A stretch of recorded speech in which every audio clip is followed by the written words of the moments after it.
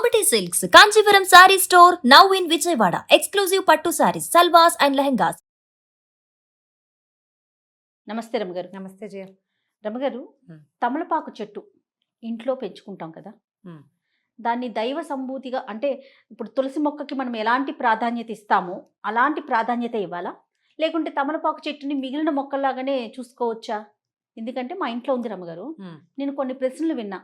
ఎప్పుడు పడితే అప్పుడు తమలపాకులు తెంచకూడదని, కొయ్యకూడదని, దేవునికి మాత్రమే నైవేద్యం పెట్టాలని, తీసుకొని మనం నోట్లో వేసుకోకూడదని. తమలపాకులు వేసుకోరా? నాకు అర్థం కాలేదు రమ్మగారు. వాళ్ళు పెంచేటప్పుడు అలానే చెయ్యాలి? కాదు జయ, ఎలా అంటే ఇవన్నీ పిచ్చలు ప్రబలిపోవటం అంటారు దీన్ని, సరిగ్గా చెప్పాలంటే అంతే.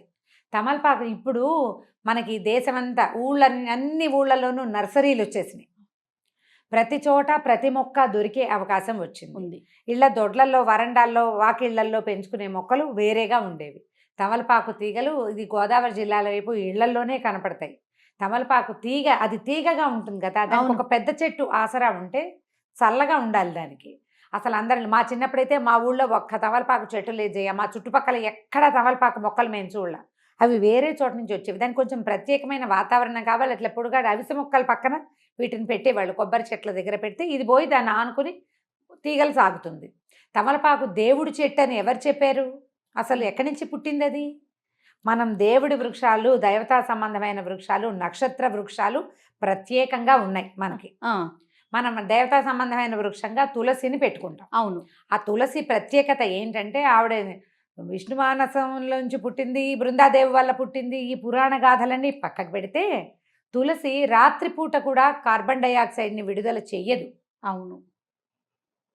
అందుకని ఇంటి ఆవరణలో ఉంచుకోండి అని చెప్పారు. దాన్ని ఎలా చేశారంటే తులసిని ఆవిడ అమ్మ తల్లి కింద, దాన్ని వాడిపోతే కొంపలో ఏదో అయిపోతుంది, కొంప మునిగిపోతుంది సంగతులండి.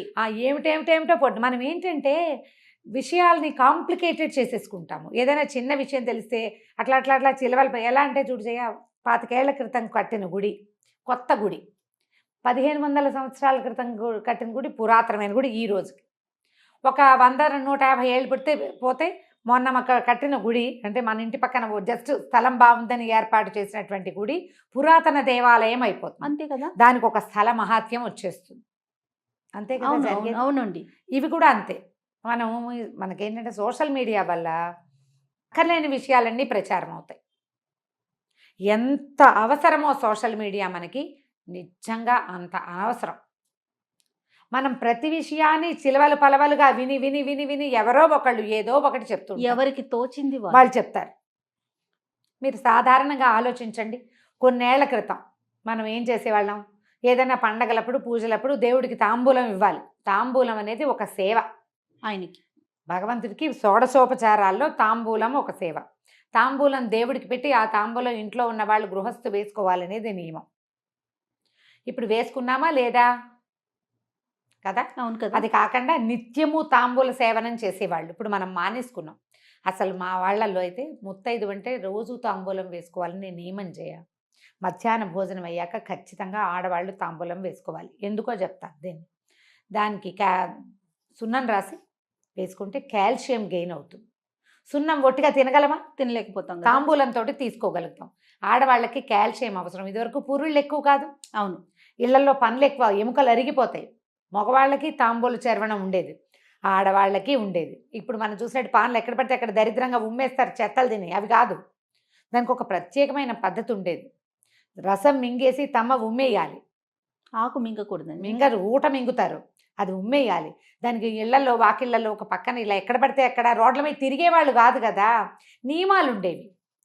డెలివరీ అయ్యాక 11వ రోజు నుంచి ఈ బాలింతరాలు ప్రతిరోజు తాంబూలం వేసుకోవాలి. దాంట్లో ప్రవాళ భస్మము, ముక్త భస్మం వేసేవారు. అవునవును, నీకు కూడా తెలుసు. అవునండి. మరి ఇప్పుడు దేవుడి ఆకైతే తినకూడదు కదా. మనం మైలలో ఉన్నారు, తినకూడదు. 11వ రోజు నుంచి స్టార్ట్ చేస్తారు.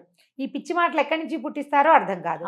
ఇళ్లలో పెంచుకోకూడదు, గిల్లకూడదు అనేది అయితే లేనే లేదు. కాకపోతే అందరి ఇళ్లలో ఈ మొక్కలు రావు. దానికి వాతావరణం బాగుండాలి, అనుకూలంగా ఉండాలి. అది పాకటానికి అనువైన ప్రదేశం కావాలి, కొంత చల్లగా ఉండాలి. పిచ్చి ఎండలు కాస్తుంటే బాగా రావు. ఒక్కో ఇంట్లో ఎలాగో రయ్యమని వచ్చేస్తుంది, మనీ ప్లాంట్ లాగానే. అవునవును. అవును. తాంబూలము నీకు ఆకులుంటే ఎవరైనా ముత్తైదు వస్తే మనం తాంబూలం ఇవ్వటం మన విధానం. అవును. మరి గిల్లకూడదంటే ఎట్లా? ఇప్పుడు మన ఇంటికి వచ్చి వెళ్ళేటప్పుడు ఖచ్చితంగా బొట్టు పెట్టి జాకెట్ ముక్క పెట్టి తాంబూలం పెడతాం. ఇస్తాం. ఇంట్లో పెరట్లో ఉంది కదా అని గబుక్కుని తీసుకొని పెట్టాలంటే ఒక ప్రశ్న అన్నమాట. అమ్మ తీయకూడదా? ఇప్పుడు ఆంజనేయ స్వామికి ఆకుపూజ చేస్తాము. మరి ఆకుపూజ చేసిన ఆకులు ఇంత మోద తీసుకొచ్చి మన చేతిలో పెడతారు. ఏం చేయమని? పారేమనే కాదు కదా, నిర్మాల్యంగా దాచుకోమనే కాదు. తలా ఒక 4 ఆకులు ఇస్తే కాస్త సున్నం రాసుకుని వేసుకుంటారు. భగవంతునికి అర్చన చేసిన ఆకులు తీసుకోవటం వల్ల కూడా మనకి కొంత ప్రయోజనం లభిస్తుంది. తమలపాకు మనకి ఆరోగ్యదాయిని, అన్నం అరగదీస్తుంది, అవును, గొంతులో ఉన్న కఫాన్ని తొలగిస్తుంది. తర్వాత అది ఏంటంటే ఒక విలాసవంతమైన వ్యవహారం కూడా. దంపతులు తాంబూల చరవణం చేస్తూ ఉండటం అనేది ఒక విలాసం. దాన్ని తీసుకెళ్లి దైవ సంబంధాలలాగా అంటకట్టి చేస్తే ఎట్లాగమ్మా? పిచ్చి. అంటే భగవంతునికి వాడతాం కాబట్టి దాన్ని ఇంకా దైవ సంభూతంగా భావించేస్తున్నారు కదా. దైవ సంభూతం ఎట్లా అవుతుంది? నువ్వు పెళ్లిళ్లలో తాంబూలాలు పుచ్చుకోరా కదా? పుచ్చుకుంటారు కదా. పెళ్లిళ్లలో తాంబూలాలు పుచ్చుకుంటారు. పేరెంటాలకు వెళ్తే తాంబూలం ఇస్తారు. ఆడవాళ్ళు తాంబూలాలు వేసుకుంటారు, మగవాళ్ళకి ఇళ్ళీలు వేసుకుంటారు. దేవుడికి పూజ కూడా చేస్తాము. ఒక ఆంజనేయ స్వామికి తప్పితే ఎవ్వరికీ తమలపాకులతో అర్చన చెయ్యం. అవును, ఆయనకి ప్రీతి చల్లగా ఉంటుంది తమలపాకుల తోటలో. ఆ చల్లదనానికి ఆయన అక్కడ ఉంటాడని చెప్తారు, ఆయనకి ఇష్టమని. దీని దైవాంశ సంభూతంగా భావించి అది ఉంటే సిరి వస్తుంది, అది ఉంటే గ్రహపీడ ఉండదు, ఇలాంటివి మాత్రం నేను వినలేదు, నాకు నమ్మకం లేదు. గ్రహపీడలు అవన్నీ కూడా ఆకుల వల్ల వేటి వల్ల పోవు, రావు. మన తాలూకు గ్రహాలు మనం పుట్టిన సమయంలో గ్రహాలు ఎట్లా ఉన్నాయో దాన్ని బట్టి మనం పెరుగుతున్న కొందికి గ్రహాల ఆనుకూల్యతో ప్రతికూలతో పెరుగుతుంది. అవునవును. మనం వాటించి తప్పించుకోవాలంటే నీ బుద్ధి మారాలి, నీ విధానం మారాలి. మీ ఇంట్లో ఓ చెట్టు ఉంటే మారదు. ఆ చెట్టును నువ్వు సంరక్షిస్తే చెట్టుని సంరక్షించిన ఫలితం లభిస్తుంది నీకు. అంతే. గ్రహాలు మారాలంటే గ్రహానికి సంబంధించింది ఏదైనా చెయ్యాలి. మీరు అన్నట్లు బుద్ధి కదా మార్చుకోవాలి. భగవత్ సేవ చేయి, భాగవత సేవ చేయి, భక్తులను సేవించు, గురువుని సేవించు, దేవాలయాలకు వెళ్ళు, పరిసరాలు శుభ్రంగా ఉంచు, ఇతరులతోటి సౌమనస్యంగా ఉండు.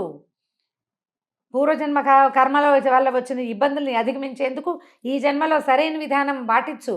మొక్కలు పెడితే రాదు, అది నీ లోపల ఉండాలి. కానీ ఎంత దాకా ఆలోచిస్తున్నారంటే రమ్మగారు, ఈ మొక్కల్ని కూడా ఎటువైపు పెట్టుకోవాలి, ఏ బాల్కనీలో పెట్టాలి, ఏ వైపు బరువు ఉండాలి, అది నియమం చేయాలి. ఇప్పుడు మనం ఇండిపెండెంట్ ఇళ్లలో పాతకాల పెళ్లిలో తూర్పు వైపున ఈ మొక్కలు ఉండకూడదు అంటే కాదు. అవి వాటి నుంచి వచ్చే గాలి ఏ సమయంలో వస్తే మంచిదో, అది ఏ పక్క నుంచి వస్తే మంచిదో ఆ వాస్తు లెక్కలు వాటిని మనం కాదనిలేం చేయ, చాలా పొరపాటు.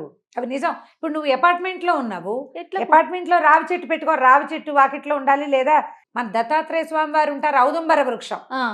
ఆ ఔదుంబరం మహాద్భుత వృక్షం. అంటే అది ఎక్కడైనా ఒక చోట దాని అంతటా అది మొలిస్తే అక్కడ దత్తాత్రేయ సాన్నిధ్యం ఉంటుందని నమస్కారం చేసుకోవాలి. ఆ చెట్టును నువ్వు ఇంట్లో పెంచుకుంటానంటే ఎట్లా కుదురుతుంది? అపార్ట్మెంట్లో అది పెంచలేం కాబట్టి దాన్ని బోన్సాయి చేస్తానంటే, మహావృక్షంగా ఎదగవలసిన చెట్టుని నువ్వు మరుగుజ్జు చెట్టుగా చేసినందుకు ఎంత పాపం వస్తుందయా. ఒక చెట్టు ఎంత గాలినిస్తుంది, ఎన్ని పక్షులకి ఆవాసంగా ఉంటుంది, ఎంత ప్రకృతిని శుద్ధి చేస్తుంది. దానికి అవకాశం లేకుండా నువ్వు ఇంత బోన్సాయిని చేసి ఇంట్లో పెట్టుకుంటావు. ఆ బోన్సాయి చెట్టు కింద కూర్చుంటాడా దత్తాత్రేయ స్వామి వారు? కూర్చుంటానికి అవుతుందా? ఏమిటి చెప్పు, పిచ్చిలు కాదు. అదేనండి, ఒకరి నుంచి ఒకరికి అంటే స్వధర్మే నిధనం శ్రేయ అన్నాడు కృష్ణుడు. మన ధర్మంలో ఉండండి. మన పూర్వీకులు ఈ భగవత్ విషయాల్లో ఏం చేశారో అది చేయండి.